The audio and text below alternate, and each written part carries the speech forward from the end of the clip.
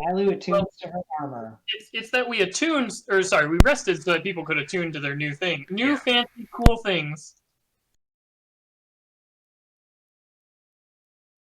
Yeah. And at this point, it turns out that the armor that Dalu has donned is cursed. Jared was so excited about this. That we all are before. We all wanted so bad. It was cursed. This is the only piece of gear to this day, I think, that we've had just an actual contest over. Yeah. Yep. I think it's the only piece of gear we've had to the state that we've used, evil talking weapons aside, that has been cursed. I don't think we've found bad gear since then, have we? There's that ring that wanted you to make a wish. We didn't take it. As I mean, like the only gear that we have gotten in this game, aside from talking weapons, that is, I think, it's just the one chain shirt that Dalu picked up and put on. Yeah, studded leather. Still on my character sheet as cursed ass studded leather armor. This was armor that did, in fact, give you +1 to AC, but that also made you vulnerable to slashing damage. So take double damage from swords, talons, everything. So much.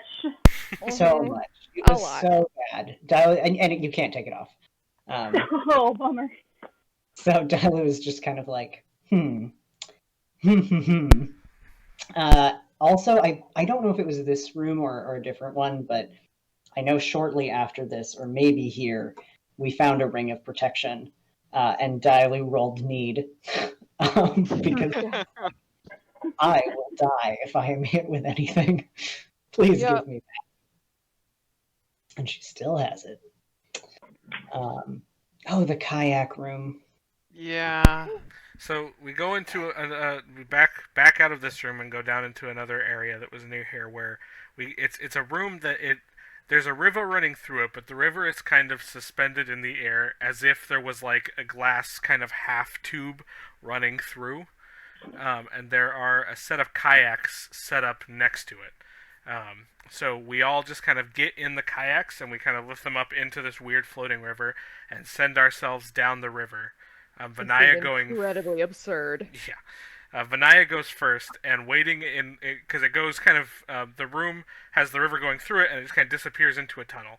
So Vinaya goes first into the tunnel, and in the next room there are some knights waiting with a net. They throw the net over and catch Vinaya and yank her out of the river. Did we skip notes here, or is it?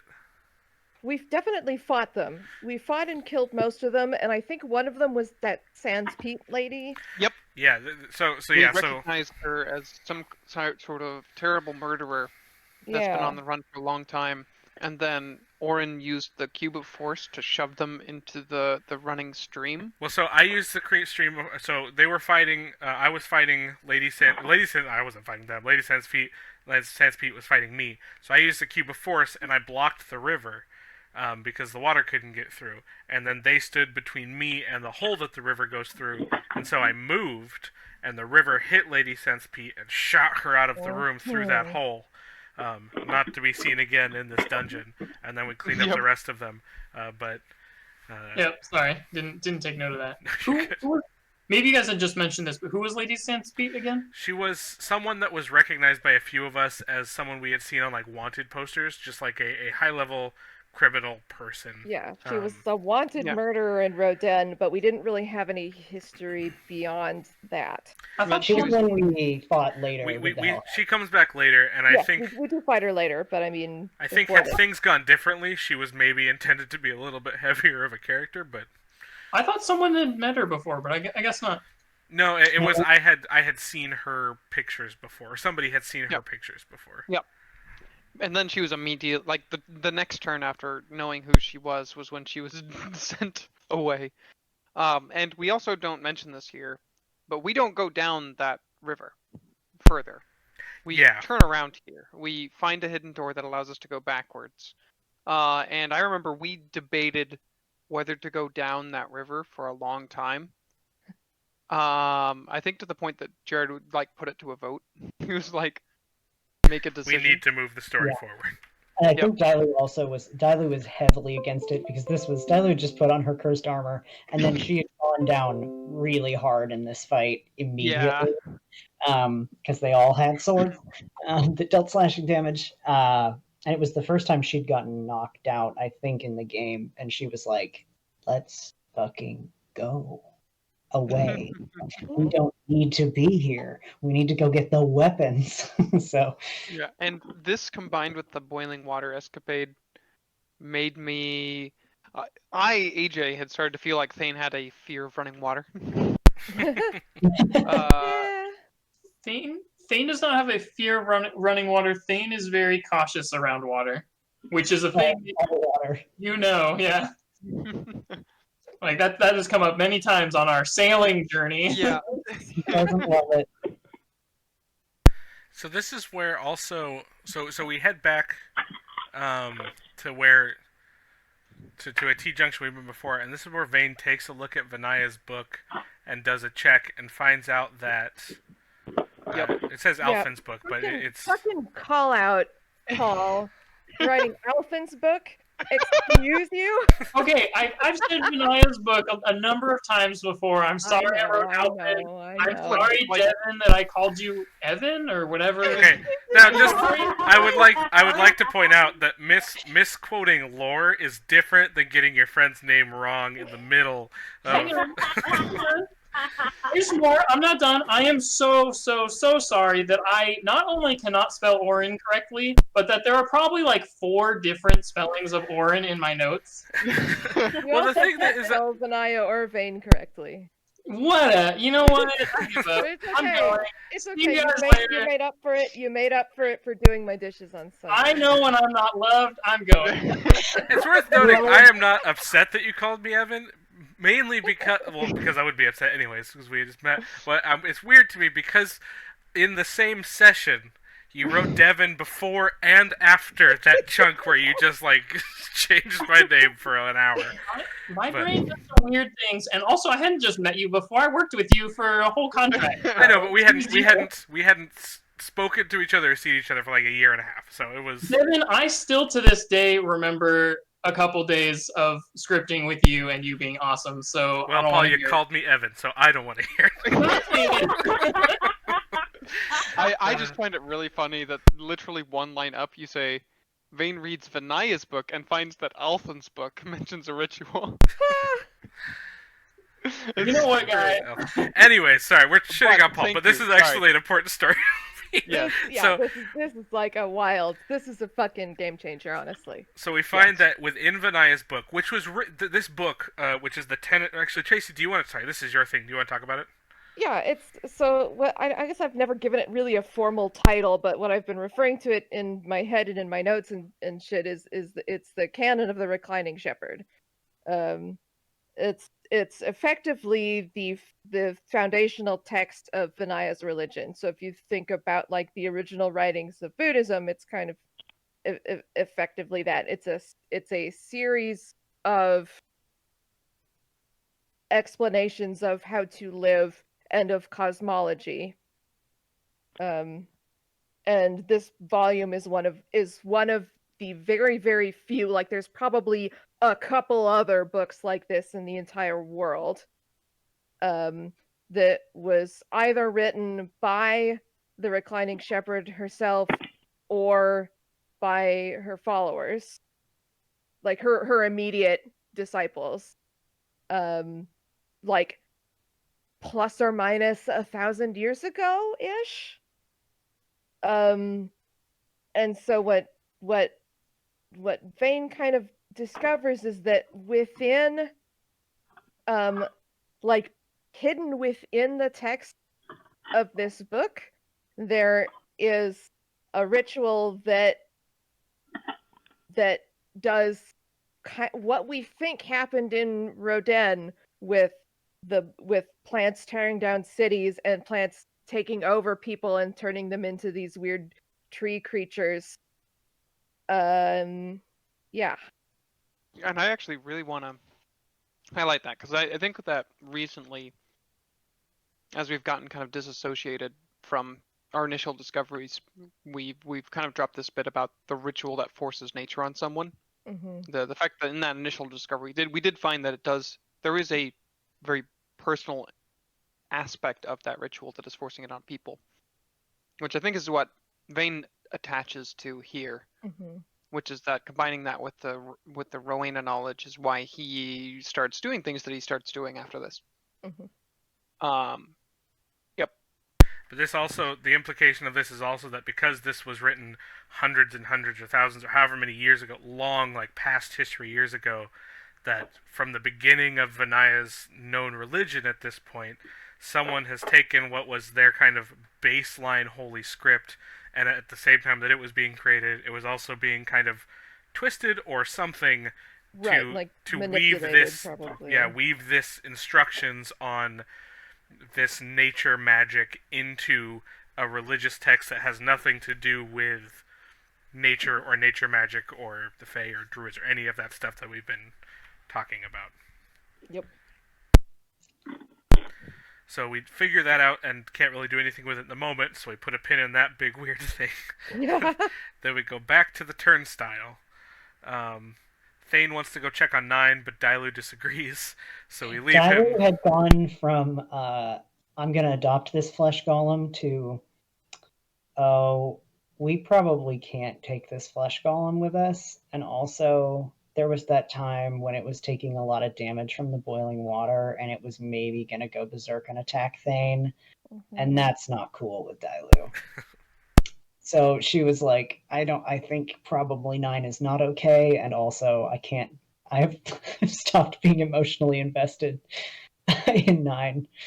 In other words, don't go off camera where Dailu can't see you, because you immediately stop existing as a personal connection.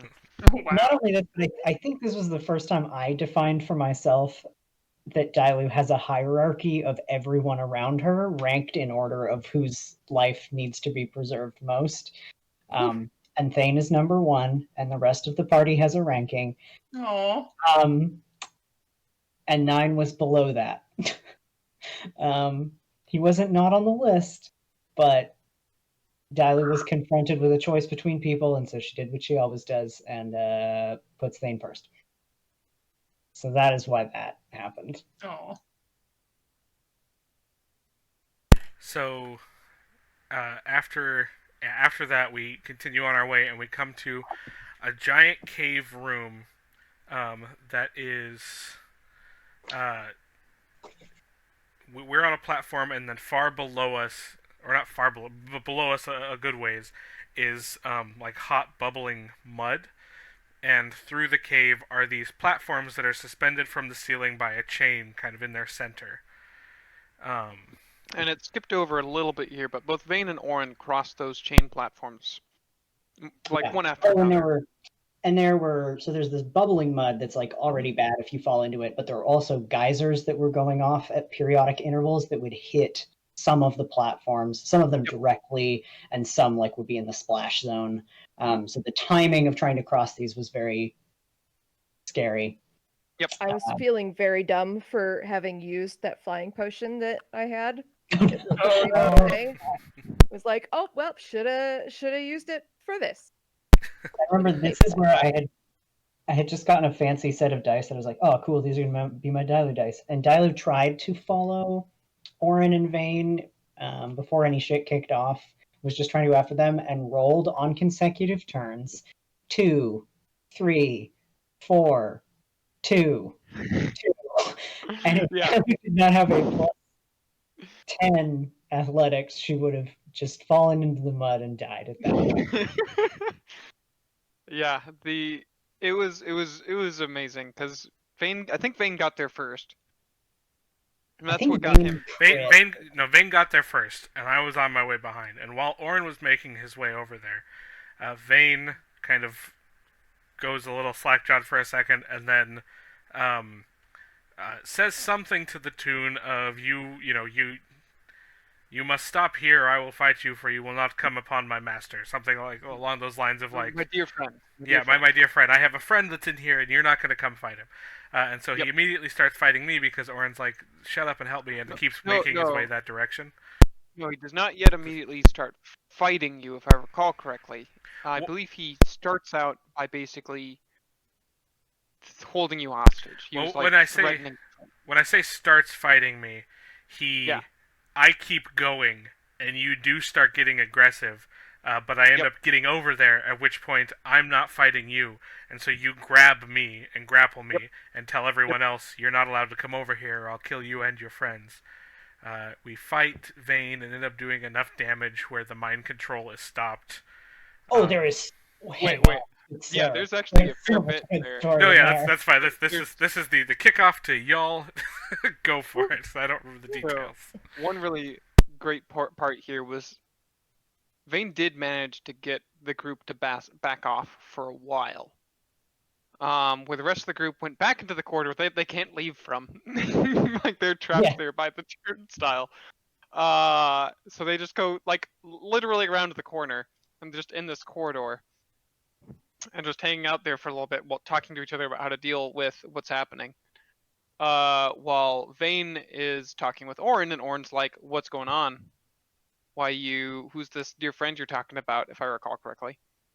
And then tries to Orin shenanigans word spew at Vayne to make him drop his whatever he's trying to do and just go along with the flow. Right? Yes.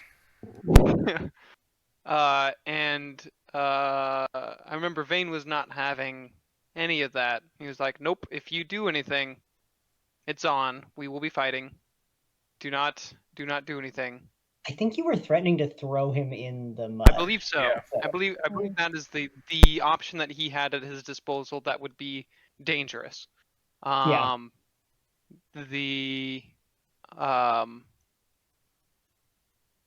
then I remember you, I think, actually went back. Because I remember the force cage shenanigans. Or did Sato come over first? Sato probably came over first. Yeah. So Sato started flying over, and at this point is when we discover how much of a hard counter Sato is to Vayne. Because Vayne can't shoot Sato. And the rest of the group starts to try to make their way over too. Yeah, I think Sato helped some people across who like really could not dex check their way through that. Mhm. And then the others came over. I remember basically everyone was in the cube when you tried to do the cube shenanigans. Yeah, because that was before I realized. So when you cast Cube of Force, it doesn't like push people away or like it's 15 feet. So if they're standing within 5 feet of you, everyone in there is also just in the cube. I remember at one point Orin getting far enough away from Vayne to be outside of the cube and then activating the cube and pushing Vayne into a corner and getting her with the cube. It was great. And then I remember we all kind of got on there and it was clear like the odds are now stacked quite against possessed Vayne because the party is here at this juncture. And so Vayne is like, I have a new way to cause problems. And runs back out on the platforms towards the nearest geyser. To go be melted by molten mud. So looking at this notes, did we not unmind control Vayne before the vampire showed up? You did, but just barely. Okay. Just barely, yeah. Because what happened was Dilute chased Vayne, who was doing his best to jump into the geyser and also shooting a bunch of arrows at her and occasionally rolling frighteningly low on acrobatics checks and almost falling in the molten mud. And Vayne had already taken a lot of hits. So I remember what happened was Dilute finally like leapt onto the platform with him and just like hit him unconscious. I think they're one-person platforms. This is like these are like little swings almost. Yeah. And so Dilute like punched him out and then sat there like holding him on the platform being like, well, this isn't great, is it? And Sato and Orin flew over with the force cube, picked them up, and flew back to the platform. Meanwhile, Thane. Are we on the star note? You're the previous note. Oh, okay. Sorry. So Thane goes forward and spawns a vampire in the next room, but we fight him out on the platform area. And I was reading my star note, and I have to have it wrong because I say I taunt Black Razor every time Vayne goes down, which is That's twice, but I think that's Vanaya. I literally remember you taunting Black Razor every time Vanaya went down. Yeah, because Yeah. Gotta be. Black Razor chose not to go with Thane because he's the strongest, and now Vanaya's the one going down. That's right. It was a really difficult fight. It was really rough. And the vampire did slashing damage with its claws. Yeah. Which Right. was a bad time for Dailu. Yeah, because the party had used a lot of resources. Yeah. And Vayne was also like barely alive because he'd just been laid on hands to life, I think. Yeah, When- Vayne was unconscious for a while and then brought back, fortunately uncharmed, but with not a lot of juice left. So did I don't remember this. Was my invisibility the thing that allowed? So I guess I cast a spell, and I know Oh one of my the things I God. have is that everybody within a Yes. certain range of me turns invisible. So I cast a spell, and everybody disappeared. Oh, that's right. We were all That's what it invisible for a bit, And then Including the vampire. including the vampire. Yes. Thane used But- that to make a sneak attack. It got a critical hit. Well, yeah, so you use that to make everyone, including the vampire, invisible. I'm like, well, I'm going to attack and just try to hit it. And I rolled a crit, which meant even though it was invisible, I hit it, I crit it, and I got sneak attack damage. I think it was it being invisible gave it disadvantage, or gave you disadvantage, but you being invisible gave you advantage. So you just did a Yeah. straight roll. That's what it It's was. like you couldn't see it where to hit, but it couldn't see you to dodge, and so you just got a straight roll and you got a nat 20. Yeah. That sounds right. No. I think I did hit it, but No, you hit it when they were both invisible. Yeah, you hit it and you crit it, and And it was a straight roll, so you were able to crit it. And you Because if it was disadvantaged, it would have been way less likely because you'd have double. there's double also a 20. very possible point that I just rolled, I hit it, and because I hit it when I'm invisible, it's a surprise attack, which auto crit because of a thing that I have. Yeah. Anyway, lots of damage. Yes. Then you Big stab an damage. arrow in its chest to keep it paralyzed because we don't have the means to permanently destroy a vampire at this time. Which is probably something that that's a tool Jared has later, huh? Let me think about that. Sato finds. So we go into the vampire's room area. We find its coffin. Beneath the coffin is a space where Sato finds Whelm. Whelm is a dwarven warhammer that is terrified of not being underground, and In pure darkness. it loves being in pure darkness. If it can be underground, awesome. If it can be in pitch black, even better. If it's in the sunlight, it is terrified and desperately wants to go back underground. It hates giants and was Loves pretty dwarves.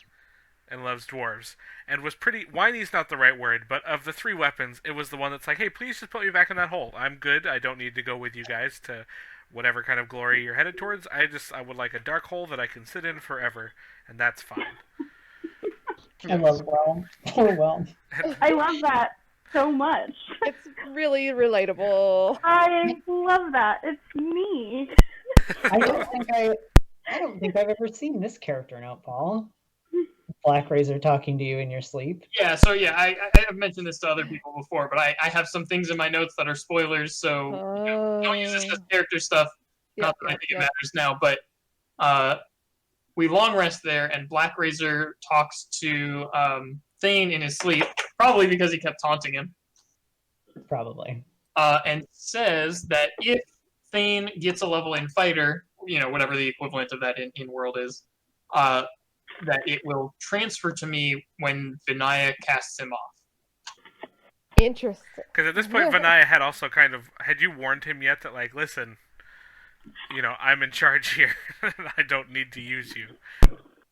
I'm not really sure. Maybe not. I don't I don't know, know. but I think there were the philosophical differences of, hey, don't eat souls, reincarnation's a thing. Yeah. Yeah. Number two is that pretty immediately, like, Uh-oh. their soul was destroyed. And so even if you were fighting with Black Razor, you were trying not to deliver killing blows with Black Right. Razor. I would try to knock someone out with the pommel or something, or the flat of the blade, but it would wither them up and suck their life force out anyway. That's right. Black Razors like that. Mhm. I also liked it with Whelm. Whelm was like, "Hey, please leave me here," and Sato was like, "Okay, well, no," and then just like Yep. picked him up. Like, "No, I'm good to stay here." Sato's like, "No, you're my hammer now." And Yeah, they were that's- like, they were okay because we were underground, but it was just clearly like, "I don't want to go with you," and Sato was like, "Well, you're on my belt, so that's what's happening." That is super their I relationship. mean, I guess. I also wanted to mention this was a thing that I think we just didn't jot this down in the fight with the Kelpies. And I just want to mention this because it was a really funny Dailu and Thane thing that was very like early canonical to their dynamic. When Thane jumped into the water pit and got his disguise came off, he like didn't get to the bottom because he rolled low on swimming, and so he just kind of spluttered back up. Dailu dove in, crit on the swim check, swam to the bottom, and found a plug down there to like drain the water from the room. He left That's it. what that was. But then mid Kelpie fight, Dailu was like, "Oh my god, everyone's fighting this. I gotta go back and pull the plug." So I drained the water out from the Kelpie and ran back, like dove into the water, got to the bottom, pulled the plug out, and then had a moment of like, I'm in the water. I'm in the water at the bottom where the hole is. And then on the next turn, I remember Paul going like, Thane knows Dailu. Thane leaves the room, like runs back down the hall, throws a rope to Dailu, calls out. And then in this fight with the boiling mud, I remember it happened again where Dailu like jumped out onto one of the first platforms, made the jump, but then was standing like looking down at the mud and was like, a rope would be good. And then as soon as she's thinking about like Thane throws a rope across and like, here you go. It's so funny. Like twice within like 2 sessions. Thane's like, I know how this goes. Great. Dailu does not look before she leaps. Oh, this is okay. So, yeah, this is where Whelm starts to become a thing. So, okay, so we head back the way we came. We get to the turnstile, and Sato uses Whelm to break the turnstile open. We go to check on 9, but 9 is dead, and Rossi is standing guard over its body. Anyone, please break in if I've forgotten a detail that isn't covered in these. Importantly, Thane looks like a Tabaxi now, and has has the nickname of Mr. Whiskers. Mr. Very important. I love Mr. Whiskers. Very Yeah. important. Paul says they, but that was very much a Dailu when Tabaxi is there. Dailu is just kind of matter of factly like, "Oh, you're Mr. Whiskers today," and that's Yeah. Dailu's nickname for. Dailu's not very inventive with her nickname. Yeah, the Blue Dragonborn is Blueberry, right? Mm-hmm. Yeah. Does the Warforged have a nickname? I don't think so. I probably came up with something insultingly obvious at the time, like, oh, it's nuts and bolts, but I don't remember. Definitely hasn't said it lately on our ship full of Warforged. Tinhead. Yeah. Dailu learning valuable lessons at long last. But after we go back to 9 Final Dead, we head back to that door at the beginning that had one of each of the weapons on it, and us standing there with the weapons unlocks the door. A voice calls out to us that is Caritas. Does this talk later about the things that it says, or did we? Yeah, no, I think he kind of Paul or AJ, would you read back that last part of the thing where it mentions something about his the intention of us for him is. As we were approaching this too, I remember we had a little side chat like, hey, remember this part of this, which is that garnered, referring to the 3 weapons. Think not ye be done till to my service you've converted, and the final paragraph of the text, which was in the end, they recovered them all, refused the final call of the magic Caratus, and escaped the White Plume Mountain. Yeah, and he said something along the lines of, "You think you can just leave?" And we were like, "We try and Yep. and like a fire djinn or something big appeared in front of us, and we kind of quickly realized that it was just like It an was a bunch. illusion." Yeah, Yeah. like it was like a whole line of some sort of very Ifrit. powerful Yeah. yeah, thank Something you. that And was- Vinaya just kind of walks up to them and stops, and they put their arms up, and she just kind of keeps walking and just walks right through. Yeah, Yep. and then so we left. His character was like, "You can't just leave." We were just like, "Fucking nerd," and then we left. And this is Yes. Yeah, we were shouting Like a a lot about boss. nerds at this point. and this is where, so now that we're outside, Whelm goes from wanting to be in a hole to being absolutely terrified. And so the thing with the weapons is they are sentient and they have their own will and they have their things that they want to do. And if you go against the things that they want to do, you have a conflict and you have to roll to see if you can maintain control or if they take you over for a little bit and get their way. And so Whelm and Sato have a conflict because Whelm does not want to go outside, and Sato wins. Or I don't know if they win. I don't remember if this is a win condition or a lose condition. But basically, the compromise is, okay, I'll go with you, but you can never put me down outside. And so Sato is stuck holding Whelm now, always. That's a lose condition. Yeah, okay, yeah, so Yeah. Sato loses, and so Whelm is stuck in Sato's head. Sato physically cannot release Whelm. And whenever Sato is in sunlight, he has disadvantage on all rolls. Not just attack, all rolls. Bummer. Mhm. And That's he can reattempt to like put Whelm down every session. Session. Not every day, like in game, like every time we meet to play, he could try and put him down. Yeah, And The, that is the. Or go ahead. that's rough, buddy. There is. This is also, I think, the first time that we have a discussion about what to do with Black Razor now that we've Yep. left the mountain. Yes.